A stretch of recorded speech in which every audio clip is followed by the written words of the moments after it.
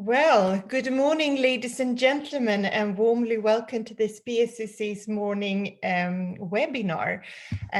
We still have a few people that we expect to join, but I think we should get started now. This year has for many of us been very challenging and possibly also, I would think, an eye-opener. To share knowledge across borders, across industries, academia and government, the British-Swedish Chamber of Commerce has tried to give views on and also discuss trends in, hopefully for you, relevant themes such as defense and security, EU exit, financial forecast, restarting the economy and how to lead in crisis scenarios. Our aim is to support our members, and our strength is our members, your knowledge and your networks.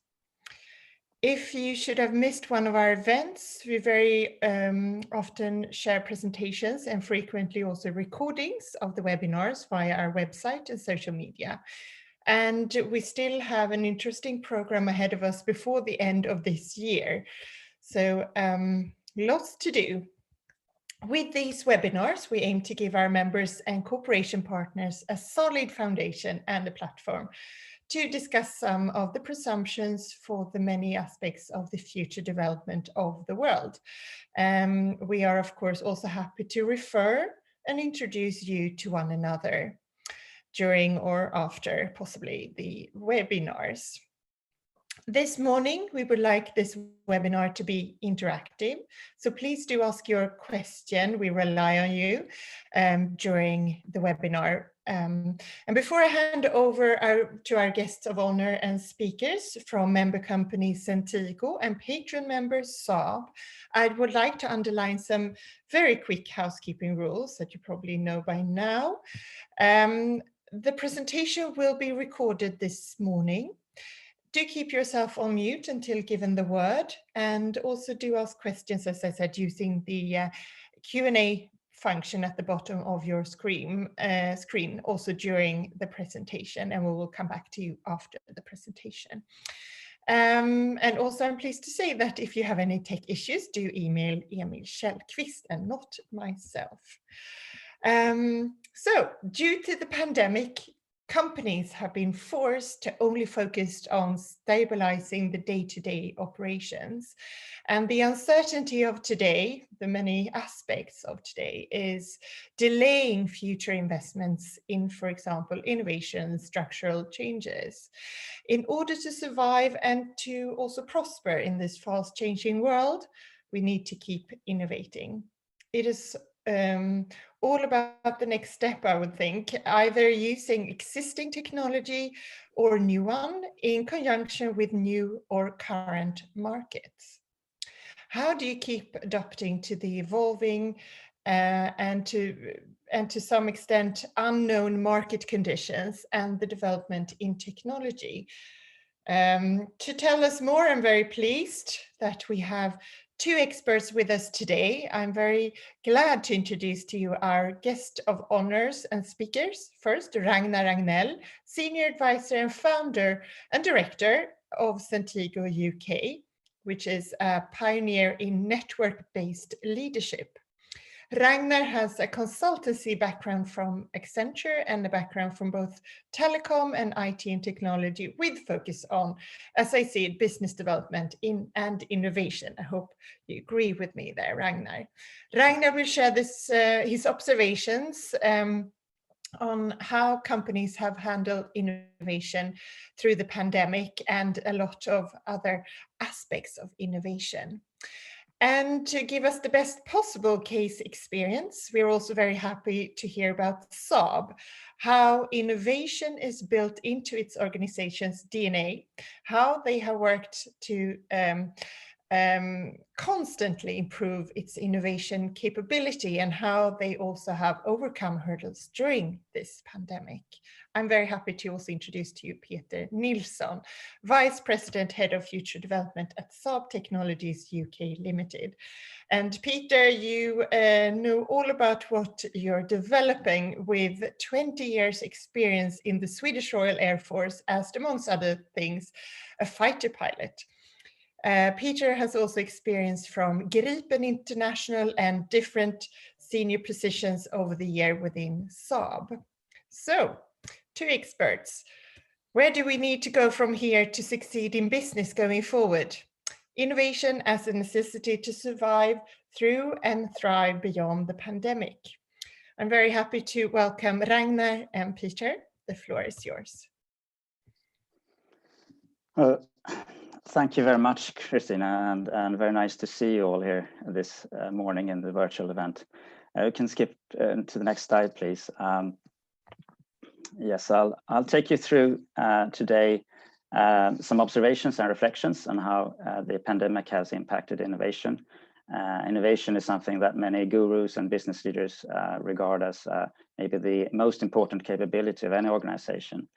I'll cover some trends before and then during the pandemic. We're still in it, as you know, and then touch upon what we could expect going forward. Maybe if time allows, we could also save some of that for the discussion. Next slide, please. We seem to be only Brits and Swedes, or mainly Brits and Swedes in this group. So let's start in an upbeat way here. Since both the UK and Sweden are among the world leaders here in innovation, we could speak with some confidence and perhaps allow ourselves to stretch our thinking a little bit. The innovation index that I'm showing here on this slide, it covers all areas of and aspects of innovation. And I think when Peter and I speak about innovation today, it's similar to what Christina described. It's about the full life cycle and all aspects, from the creative or serendipitous birth of an idea through the often hard work and all the way through to results and value of some kind, which is the expectation. Could skip to next slide again, just to give you a presentation now. Christina has described who I am a little bit. I'm Ragnar Gnell, Swedish by origin, responsible for Centigo here in London. My line of work is to help clients through business critical changes, very often then in innovation, development and growth initiatives. We're the oil in the gearbox, so to speak, adding know-how, methodology, tools, capacity, and sometimes inspiration. We were founded in 2002, and we've made our own entrepreneurial journey and growth journey, taking us to where we are today, where we're the largest Sweden-founded and headquartered management consultancy.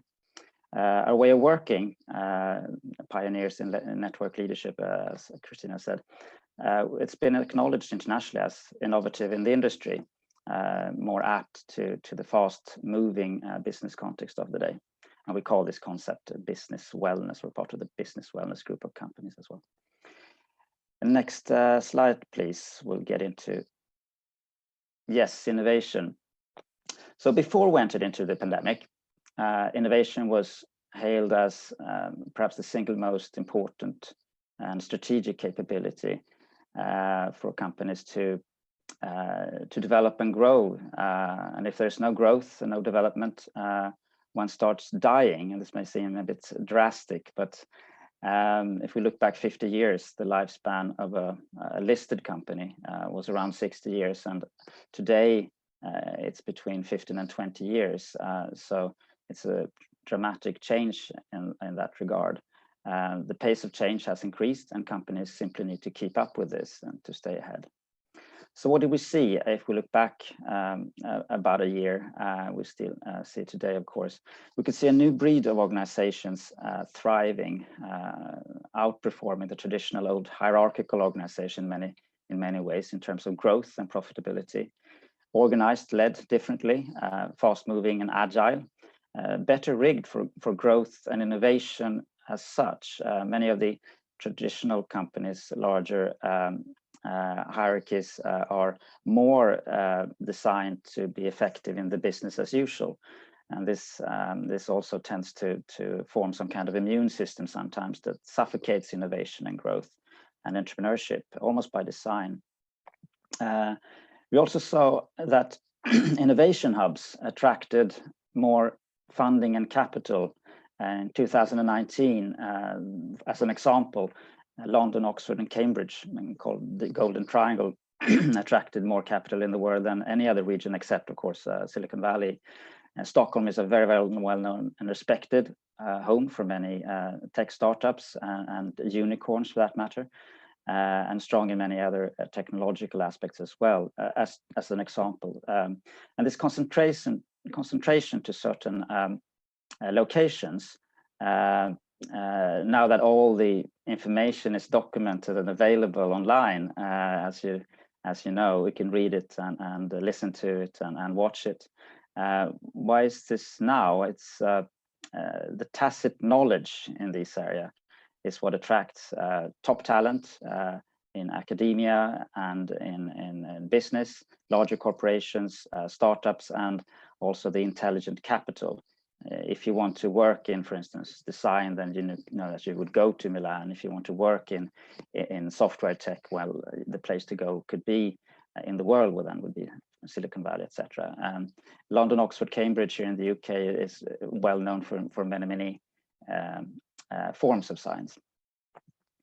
What else could we see? Well, we saw that co-creation was a term that came a few years ago. The ability to effectively facilitate and lead teams of specialists in innovation. And this is a generalist skill as such, and something that we at Centigo do every day. Co-opetition is an interesting term and word. Another long trend. We see organization which are in many ways competitors, but they join forces to be quicker to the market or better than the competition in a particular area or for some kind of a special initiative.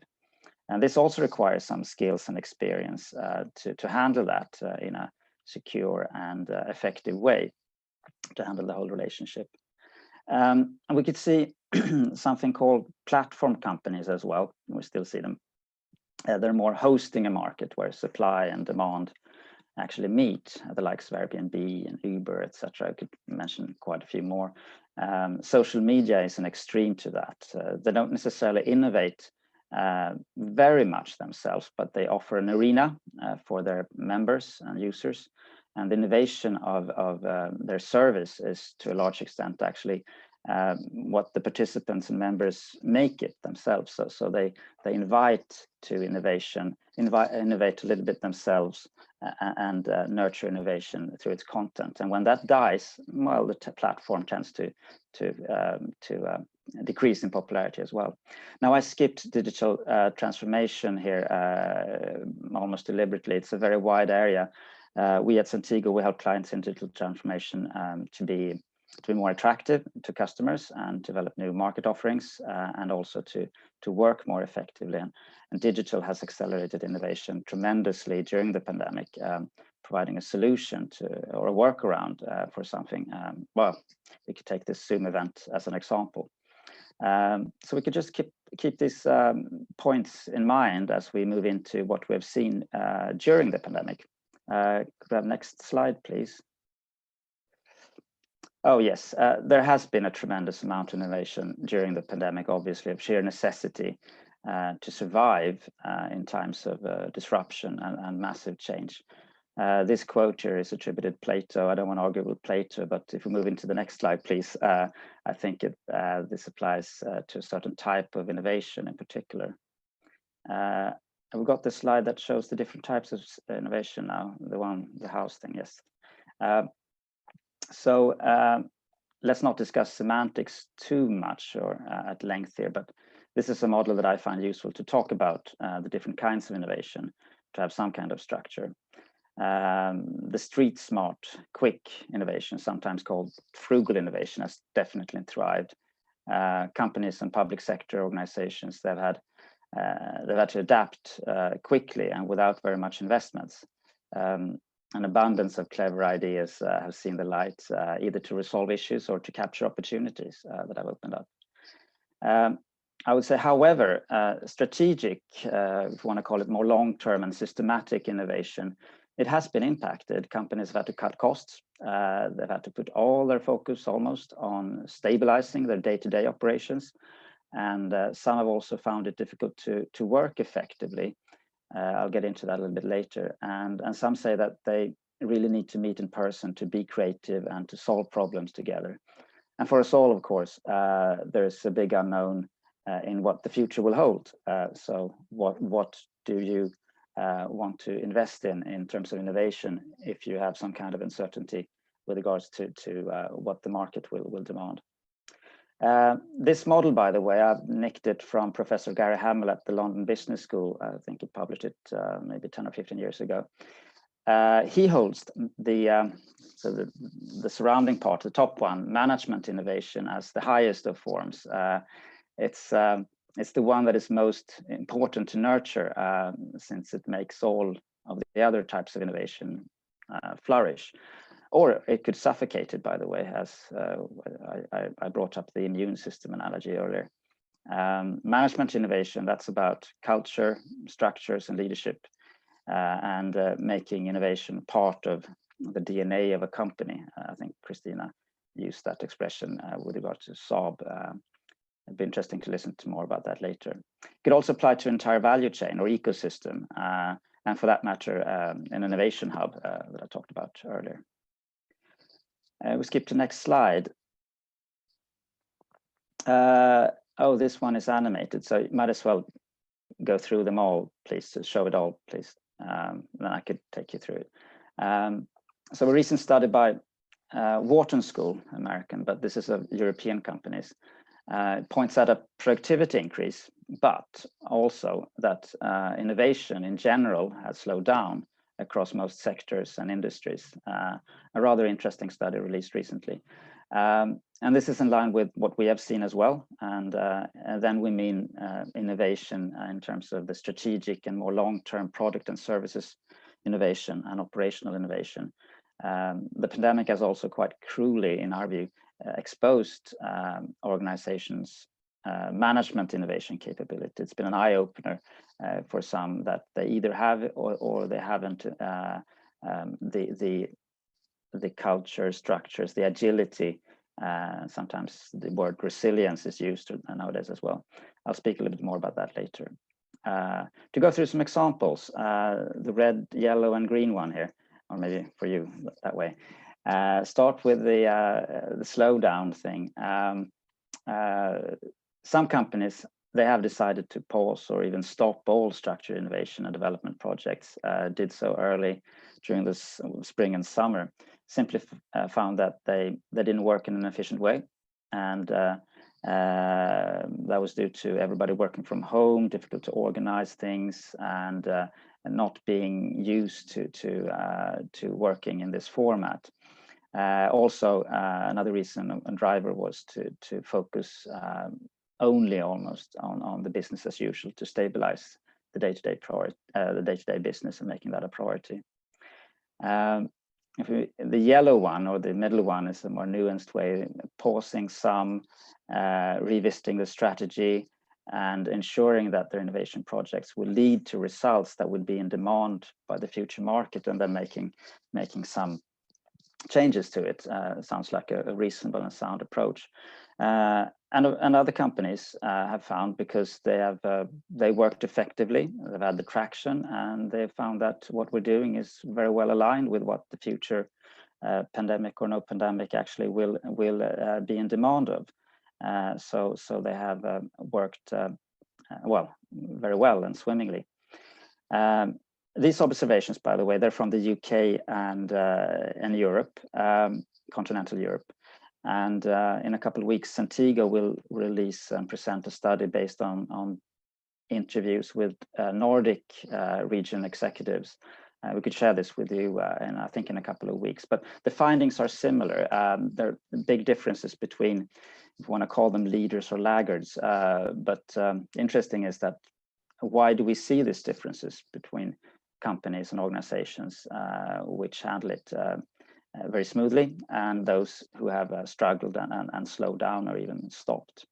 We can move to the next slide, please.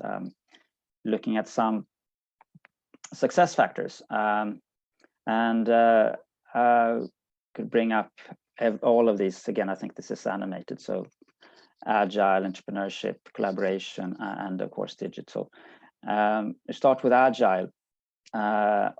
Organizations which have the agile mindset and agile way of working, they have been able to adapt quickly, and they deliver their projects in chunks or sprints, so they can adjust the direction along the way and meet the market demands by being close to the customer.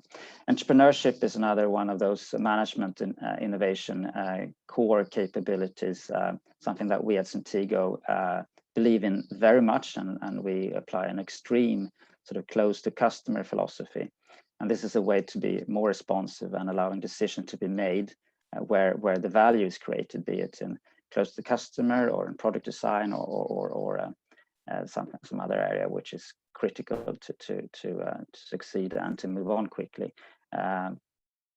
Ability to collaborate, I brought that up before. I want to highlight something here that it's not only about the digital maturity, it's also about working in a way that is well organized and facilitated, regardless if it's virtual or not. It's just that when you work virtually in a digital format, some of the shortcomings become more painful. They become more obvious. It's easy to adapt if you're in the same office, etc. I bring up here trust also.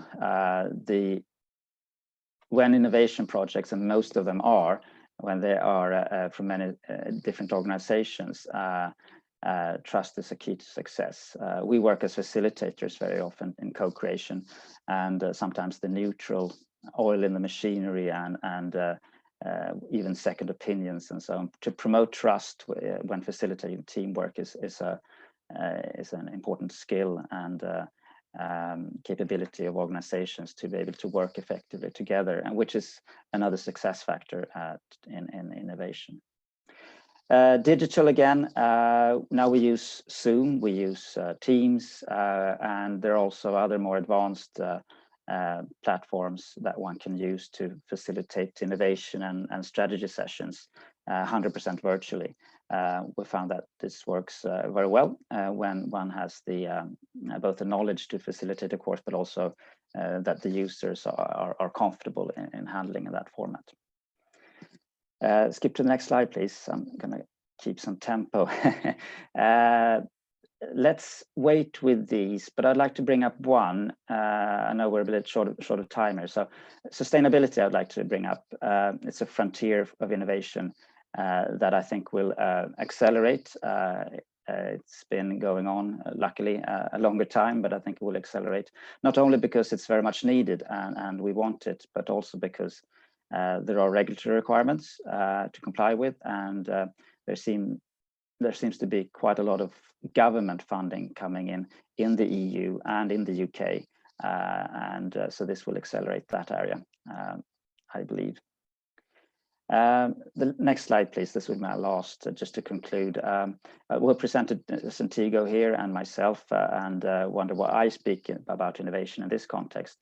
We're very active in the British-Swedish business and business community on both sides of the North Sea, and we're also a registered service provider to something that Peter now will speak about, a very, very exciting innovation program.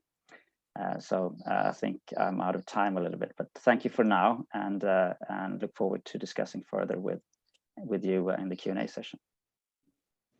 Thank you very much, Ragnar.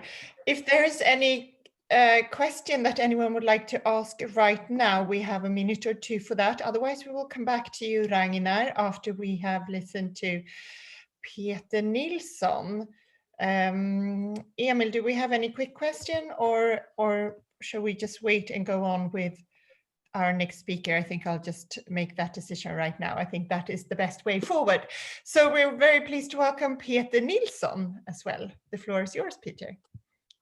Thank you. So I start with a boring slide and make my boss happy, because to have this exclusive audience, I like to say something about my company, because there are a lot of people who still think we are building cars, and unfortunately that's not the case. I actually get some calls now and then to the office in London that there is a poor guy with a Saab 900 Cabriolet who likes a new gearbox. And to him, I have to say that it's actually close to 30 years when we sold the car part, where we split Saab.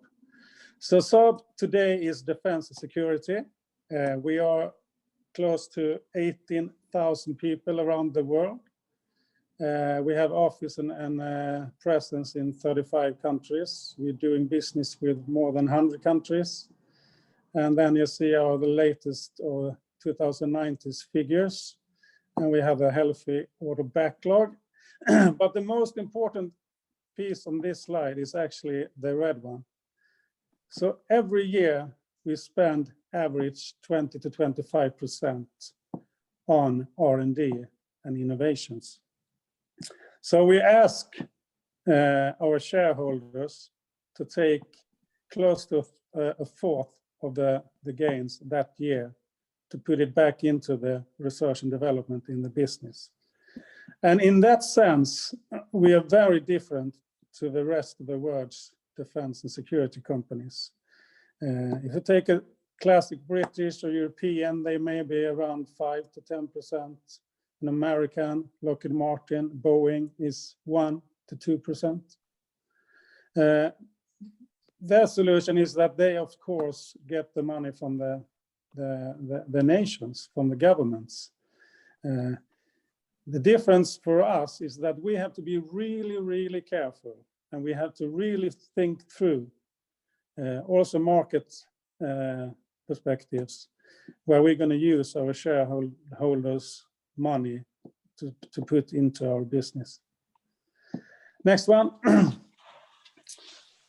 Saab in UK, just a short one. We are in London, of course, with our headquarters. We have a big operation down in Fareham, where we do these yellow submarines, which is very small and mainly oil and gas, but where we have a really growing interest in oceanography and green environment, and a lot of companies starting to look into what's actually beneath the surface of our seas.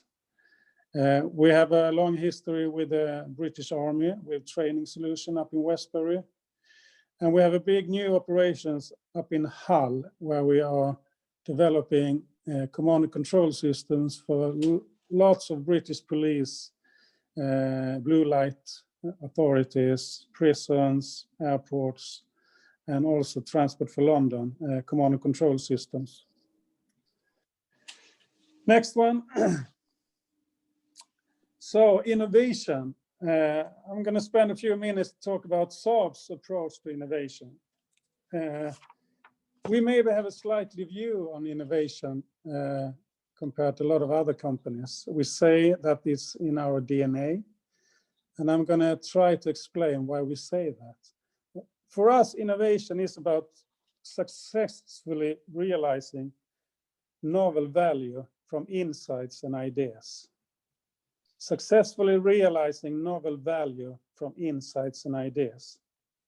But there's a misconception, in our view, that this is something that only comes from a certain minority of genius sitting in a corner and thinking out great things. We believe that innovation does not start with a genius idea.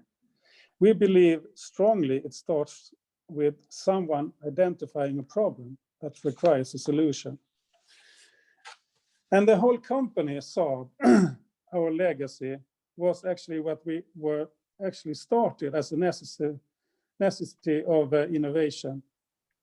Someone maybe knows that between the great wars, the First and Second World War, Sweden as a small country up in north trying to buy advanced defense material, including fighter aircraft, and it was not very successfully because no one wanted to sell, or they had so many US and UK and other than was building their own. And Sweden realized if we're going to be non-aligned and really truthfully try to be a neutral country, we need to build our own advanced defense material, including fighter aircraft. So Saab was established. And it was established with an engineering spirit. And we can see in our records that we actually have memos, which is 60 years old, 70 years old, where employees, mid-level engineers have come up with ideas and informing the management how we actually should do things. So even today, a Saab employee is not expected to just do his job. We have a culture which is very much that each employee has the responsibility to find ways to improve process and products all the time. So we believe that innovation can be learned. We believe it can be managed, and we measure innovation. And we think mission critical, it's a leadership discipline to nurturing innovation. And we really believe it can be learned and developed. You don't have to be any special person. You just have to give room for the creativity and come up with ideas around your own work. We are, of course, using ordinary process. We are talking about the first horizon, which is immediate future, where we have the core business. And we have the second horizon, where we are building momentum of emerging businesses. And we have the third horizon, where we analyze and anticipate disruptive trends to create options for future business. Next one. And in these different horizons, we are working with different methods. We have innovation labs. We recently started one here in London. We have in Brazil, we have in India, we have in Sweden. This is really looking far ahead. We have innovation lab because we like to, if we're going to fail, we like to fail fast. So innovation labs is one way to say it. We like to fail fast if we're going to fail, and we do it in innovation labs. We prefer, of course, not to fail, but if we're going to do it, we like to fail as fast as possible. We have innovation greenhouse. When we have these employees who come up with ideas, insights, we like to take them outside and nurture them really well with specialized greenhouse. And that could be technology which is not, we found out later down the development, which we can't see in the beginning. That is actually not something for Saab. This technology is actually better developed outside Saab, and then we put it in a company called Saab Ventures, which we'll come back to. And then we're working with startup collaborations. Not every great idea will be invented within Saab. We know that. So we like to look outside Saab, and we have people who is actually looking specific outside Saab. And they are looking on that second and third horizon. What technology will kill Saab in 15 years if we don't apply it? So they are looking how to destroy Saab and find these companies that, hey, these guys have some really interesting battery technology which will challenge Saab in 15 years. Next. Saab Ventures, I'm mentioning it. An department in Saab run as an own company, more or less, where we actually create value, providing solution and building companies. And there's a number of companies and technologies who is a part of when Saab developed their products and the core products. We stumble over technology which have a much better way to improve and grow outside Saab. Next one. There are some examples. Companies, Cold Cut Systems, Clean Ship, which is really interesting. It's a robot, actually with magnets going on the hull of big cargo ships. So when the ship are in harbor and offload the oil or the cargo they have, these robots is going like land movers on the hull and take away the algal algals on the ship, which could otherwise increase the fuel consumption for the ship going back to Europe or to Asia, etc. So while offloading, they are cleaning the hull of the ships. Hyper security, revive energy, using on engines and other stuff, using the vibration of engines to charge battery. Different projects, and then we have select exits where we have sold technology, and which is now very successful in other companies. So it's an ongoing process within Saab, who helps create this engineering spirit and momentum to make innovations. Next one. So partnership, very important part of Saab nowadays. As I said, global customer base, 100 countries. We have employees from 60 countries in 35 countries. A lot of these larger defense programs, like fighter aircraft and other things, that's actually a business which covers 30 years. Sometimes we say it's not a quick business, it's a marriage for 30 years. If they buy a Swedish system, a Gripen, we know we're going to have a relation for 30 years. And in many times in these large programs, which is like 40, 50 billion SEK, the country buying the system likes to have some technology exchange or building up an infrastructure, etc., in the country handling these advanced systems. And very many times this innovation hub and a research center is created as a first start. So in Brazil, we have the Swedish-Brazilian Innovation and Research Center. In Finland, we are working very close with Aalto University with around next generation microwave solutions. In India, we're working with CITES together with Chalmers and Rice. And in UK, I started this innovation hub last year in White City together with Imperial College. We are working with Cranfield in a program called DARTEC. And we have a relation with Surrey and Bristol University. The reason we see that this very successful process we have had in Sweden, this triple helix, where we have a close relation with government, industry, and academia. That's actually one of the main reasons why Sweden are on the top on the innovation list in this global index, which Ragnar showed. We try to establish that triple helix outside Sweden. So we try to have a close relation with the UK government and the academia in the UK. And the same in Brazil and India to create this triple helix. Because we see how much that's have gained the company as Saab.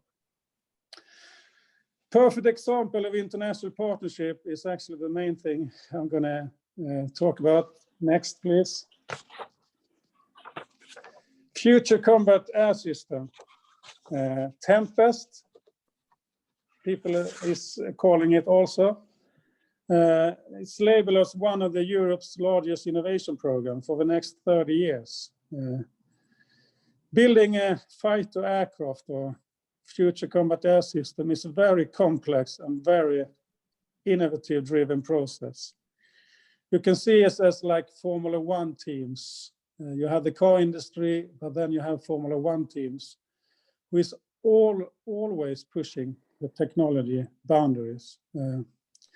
So today we are talking and designing something which will fly in 10, 15, 20 years time. So what are the technologies? What is the computational power at that time?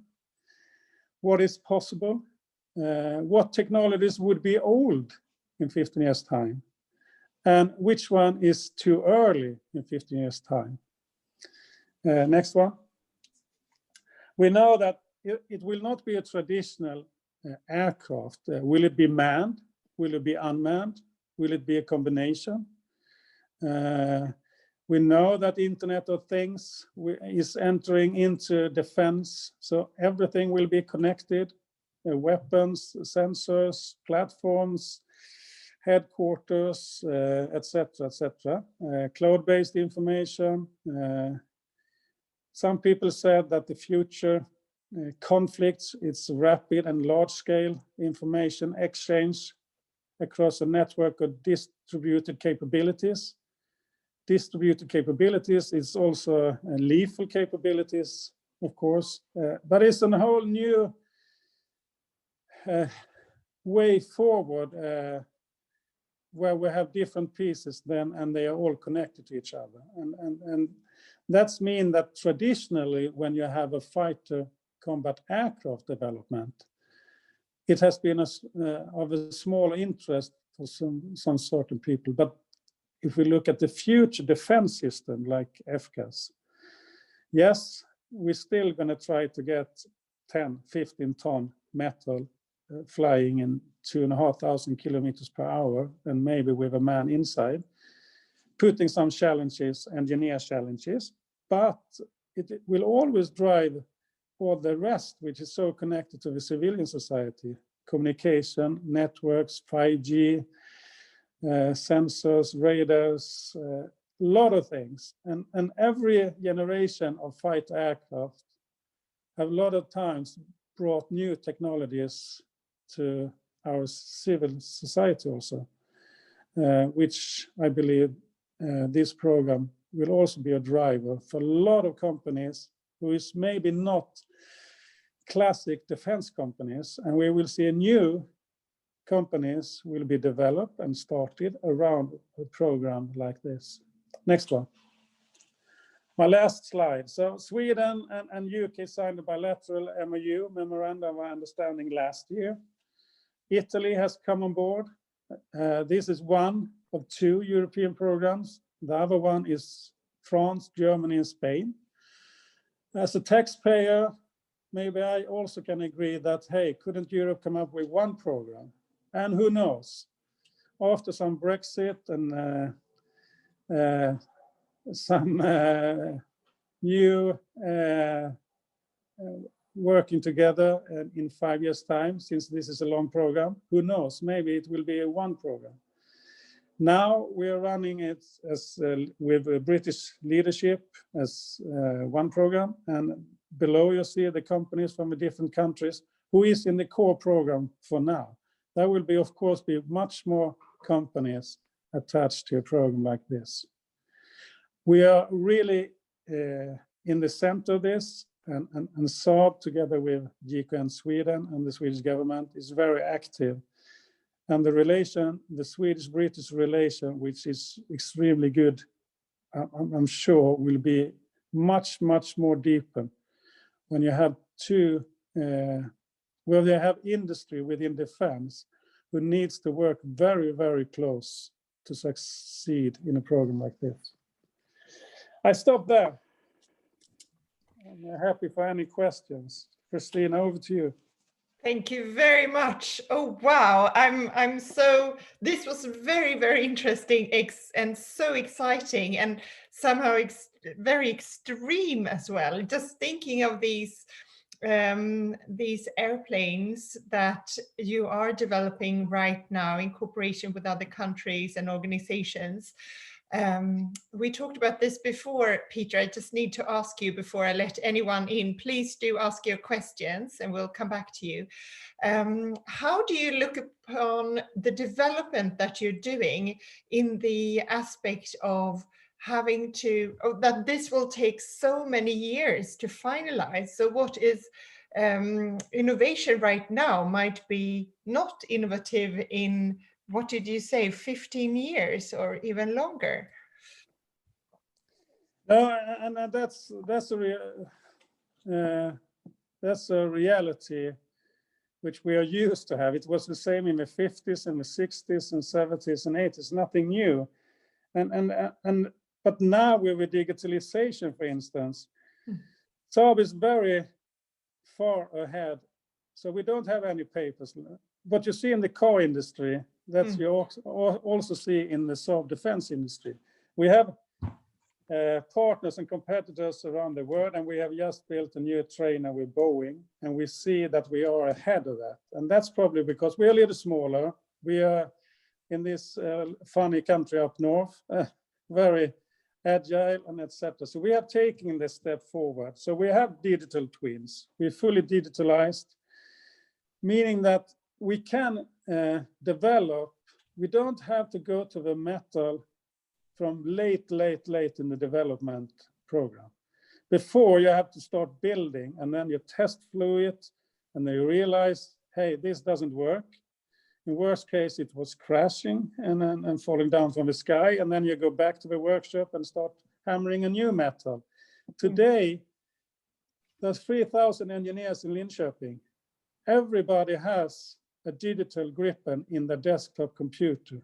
So everybody knows when someone has done a change. During the nights, this latest is doing 10,000 test flights in the computer. Meaning that when we go finally and fly things, we do it to test the model, not to test the aircraft. So the digitalization helps, but we always know we like to close down the design as late as possible, because otherwise we know it's going to be obsolete. And we have to try to keep an open mind on technologies and take some risk. What is possible with the software 2035 to give room for innovation through the development process. Thank you very much. I would like to move over to you, Ragnar. Peter said that it's a leadership discipline within Saab to actually be innovative and have that innovative culture. You're, as an employee, measured on innovation, and Peter also say that it can be learned if you have the right culture and the right leadership. What is your views on that, working across so many different industries and so many different types of company sizes and different countries as well? Yes. Well, first of all, picking up what Peter said about this very exciting program, the culture of an organization, or the culture of a collaboration, for that matter, a program which is to a large extent a function of the leadership and the communication and what trust that you can be able to maintain in that type of relationship is very important. And it seems like Britain and Sweden have a cultural fit in many ways. That's my experience, and I think Peter just also enforced that, and that's promising. With regards to innovation, I believe that I talked about what sometimes is called management innovation. We work quite a lot with stimulating entrepreneurship into organizations, so that employees, team members, leaders, they dare to take initiative. They also have a bias for action, and they also follow through. It's not only about leadership and culture; it's also about having some structures in place to simplify that. It's easy in many organizations, as they are rigged, that you're focusing on your role. You report to your boss, and he or she reports to his or her boss, etc. And some of the decisions that that are needed to make progress in innovation, they need to go quite high. If you flip that around and allow innovation in the small scale, and also sometimes excellent ideas for the long term to be generated by the groups and closer to customers, I think Peter mentioned, or closer to the product design, then it goes faster. So and that's needed in today's business. And I think now Peter has talked about a 30-year, even longer program, but I believe that a success factor will be to be able to spin out some good ideas along the way for maybe all parts of this whole consortium. Yes. Thank you very much. Emil, there is a question, I understand. Yes, thank you, Peter, and thank you, Ragnar. I can see in the Q&A that Fredrik Wijk has asked a question. And Fredrik, if you would like to unmute yourself and ask your question straight to the presenters, you're able to do that now. If not, I would be happy to read it out loud. Yeah, hello, can you hear me? Yes, welcome. Yeah, thank you. Very interesting here, start, Peter. Just a question here. I worked at Saab myself, but how is it? Have you been able to transfer this innovative Swedish Saab culture to the UK, and how did you do that? And also, if you have had any specific challenges in that transformation process, or we should call it, or build-up process. Thank you, Fredrik. No, I would say like, so we know we have 500 British companies in our supply chain in UK. And as you probably are well aware, around the Gripen, we had a close relation with BAE. Right now, we have been talking and studies for more than 2 years, actually. The government has asked us to look into, can you actually work together? And what do you see the advantages and the challenges, and what do the governments need to do to give us a possibility and the tools to work together? And the whole idea is, for instance, if we sit on our own, we're going to be basic engineer skills, and if we come together, we're going to be so good, so we're going to be PhDs, and then we're going to go back home to our national states. We're not bringing Sweden, UK, Italy together as countries. It's the industry.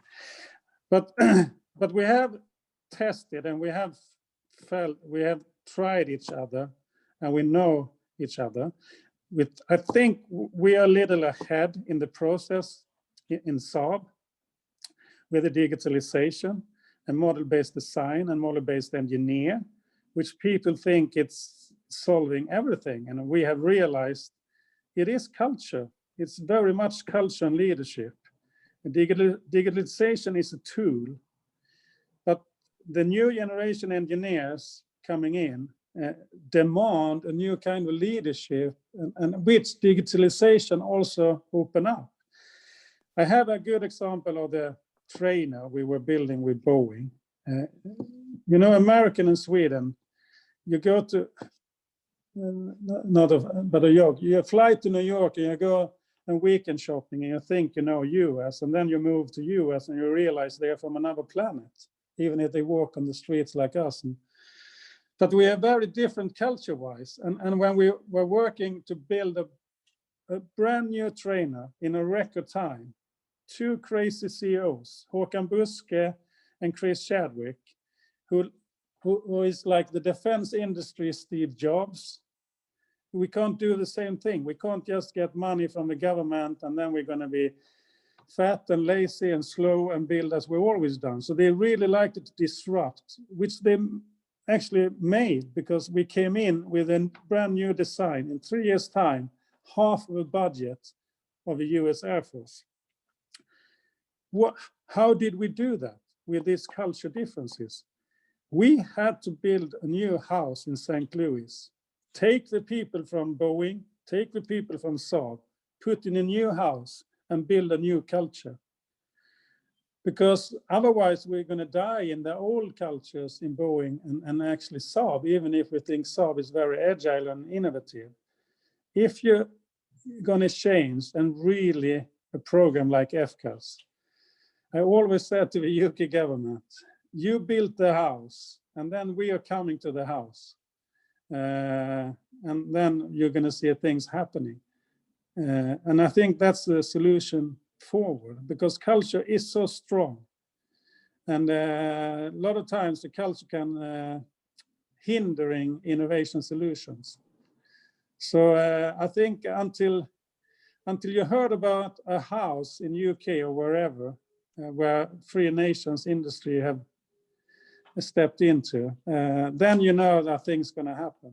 But culture is really important. Long answer on a short question. Oh, thank you very much. So culture, leadership, and cross-border cooperation. Peter. And Ragnar, when it comes to sustainability and funding, you say sustainability is the frontier for innovation. And what do you see going forward as the challenges for innovation and sustainability when it comes to, for example, Brexit and the new normal for business? Oh, well, I think sustainability. With a few minutes left. All right, very briefly then. Sustainability, I think it goes across the boundaries, and I think it's of course a global thing. And if you look at the funding, the UK government, they have announced quite a lot of programs and incentives and also targets with regards to regulatory requirements. Same with the EU under the new commission. So it's there is I think there'll be joint forces in one way or the other, and science is by nature global, as I think Marie Curie once said. There will be progress, and another trend in management innovation perhaps is relating to culture is that companies are becoming more purpose-driven, purpose-led, and what could be more suitable than to make sustainability one of the drivers for that. I think it's an excellent example that Peter mentioned about the digital twin, which allows them to spend less resources actually throughout the whole process. We see that in the construction industry as an example. Thank you so much. This has been so interesting, both of yours presentations, and I'm so pleased that we got to listen to you. I was so excited prior to this presentation, and I was not disappointed. Thank you ever so much for sharing your insights and your views. And is there any last very, very brief comments that you would leave with us today? I would like to thank you, Christine, as well. Thank you very much. Yeah, thank you. Yes, thank you. So thank you everyone for attending this webinar. Thank you Centigo and Saab for doing this together with us. And there are many more activities, as I said, before Christmas. So we hope to see you many more times, and do keep an eye on our website and social media as well. Thank you so much again, and see you soon. Thank you. Bye. Thank you.